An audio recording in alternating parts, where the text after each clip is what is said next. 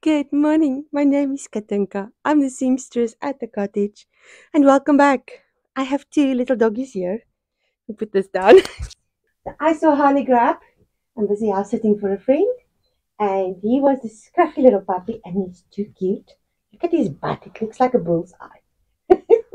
And then we have Holly. And Holly is a real snuggle butt. She's a schnauzer. This is Holly. She likes to snuggle like this. When she was little, she licked feet. And it was disgusting. They have been keeping me company, and it has been actually so much fun. And at night, I put them in their baskets, and they're not used to that. They're used to sleeping with people. I'm in my own little flat at my friend's house, so I go up to my flat, and then the two of them stand in front of my door, and it's these big brown eyes looking at me. It's like, oh, you can't leave us out. I went shopping because while I'm traveling, I've had like my sewing kit, but just the bare minimum. And I would use friends' stuff. So when I was doing the wedding dress for my friend, I have to put extra applique because it's a second-hand dress. Luckily, the lady had some extra of this, and there was like marks down here, so we covered them with that. And like I said, before I added the extra applique up here, this actually ended up on a very strategic place. So we added some more of the applique just to fill up everything so it didn't look so funny. So I only have this part left over to do. You should have seen those pins. They were rusted and horrible, and I can't work like that. So yesterday I went shopping, and I'm going to show you a few essentials you need in your sewing kit. Some of them you would know, and some of them would actually be new to you. The first thing is kettle and steam iron cleaner. This stuff is brilliant. I don't know if you've ever had this happen to you.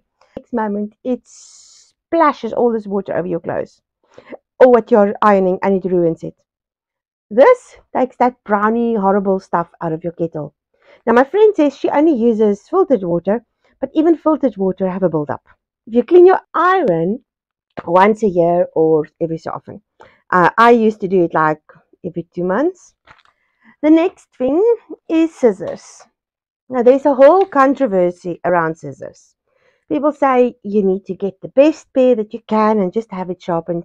But sometimes you can't find people that can sharpen scissors properly, because sharpening scissors is a skill. So what I do, I buy a semi-good pair, cheaper, on the cheaper side rather than the more expensive side. I make sure it's a nice weight. I make sure the blades are longer. And then I use it until it's blunt.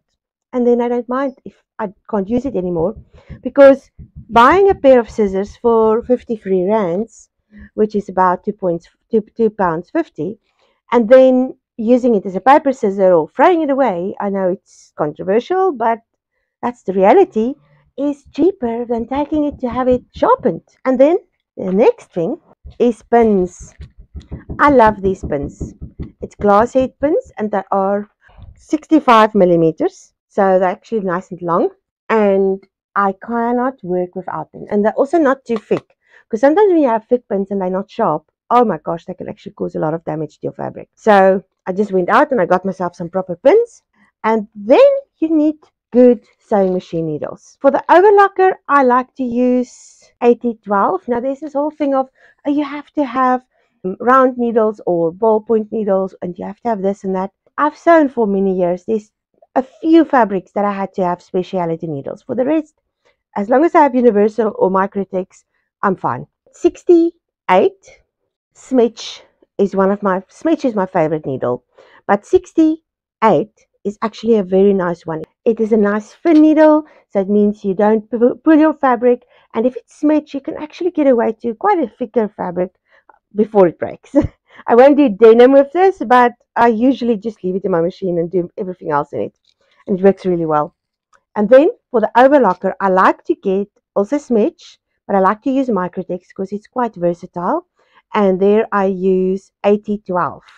The next thing I cannot live without for sewing is these little knippertjies. I'm going to take it out because I don't think you will be able to see it properly in the back. These things are amazing. They're good for unpicking, they're good for snipping your threads. They're just a nice versatile tool to use. And then there's this thing. I cannot sew without it. This is an iron sole plate cover. We had to run all over this town to find one, and we finally found it at Clicks. For the South Africans who's watching, Clicks have them. For the rest of you, you can find them on Amazon. They're not that bad. They're about I think the last one I bought was like £8 or £6, and the in dollars I can't remember, but this was 99 rands. That's about 25 rand, $25, which is not cheap, but it's worth having. This I cannot work without it, because often your iron will just melt the fabric if you are not careful, or you will have shiny parts on it, or all of those different things. That's horrible and that's heartbreaking. This thing won't do that. Then, of course, Violin or interfacing. There's a lot of them out there, but there's basically two that I would use, unless it's a specialty project. But for the rest, I use these two. The one is a knitted one. Couldn't find it in white. I prefer it in white, but it's knitted and it's very nice for chiffon or a t-shirt around the neck. This one. But then I love this woven one. I would sometimes buy the thicker one as well, but I couldn't find it this time. It's woven, and I love to use this on woven fabrics. Good quality interfacing is really so important, because when you use the paper one, often it washes out, and then you end up with these ripple things in your collar, and it's just horrid. I've made too many beautiful things that I had to actually discard in the end because they just was ruined by the interfacing. And of course, if I go to a fabric shop, then I need to get some fabric. And I've missed the South African fabric shops. I've always had this thing of, I can't wait to get overseas because I'm sure they have better fabrics. I'm suddenly appreciating our shops. They have beautiful fabrics, a big variety. There's not too many shops anymore, but when you go to a shop, you can actually find most things. The thing I missed the most in some of the American shops and even in the UK shops was stretch knit. I was quite surprised to see how many options I had to choose from, and it was the viscose stretch knit or the cotton stretch knit, which I love, because I haven't really been able to find that's not kiddies materials overseas. This is not viscose or cotton. This I can't remember what this is called, but it's nice, and I bought it for my friend. I'm going to make her a dress in this, and what's left over, my friend Jay will make herself a t-shirt. And look at this color and the flowers. It is just beautiful. And for me, I got some linen. I'm a linen girl. They didn't have a big variety, but they still had more than I could find at Joann's, my local Joann's. So I got this blue, and I'm thinking either a jumpsuit or maybe a dress. Because I love dresses, but I also love jumpsuits. As you can see, I'm wearing one today. So I don't know yet, but they will be washed just now. And then my sister is getting married, and we need some fabric to juice up her dress. So I found this, and I will just cut it out and use the applique to make her dress the way she wants it.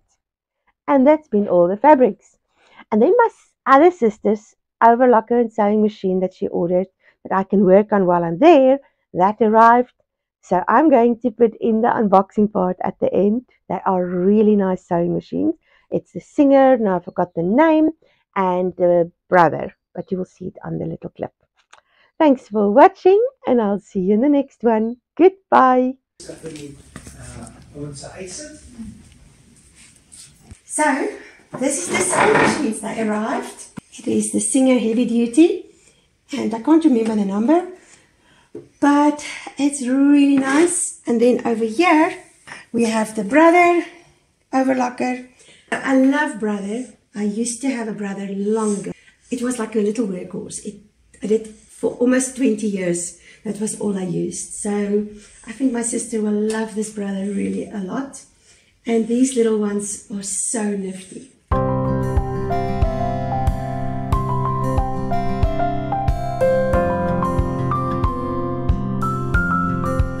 Okay, let's get going. Time to wind some bobbins.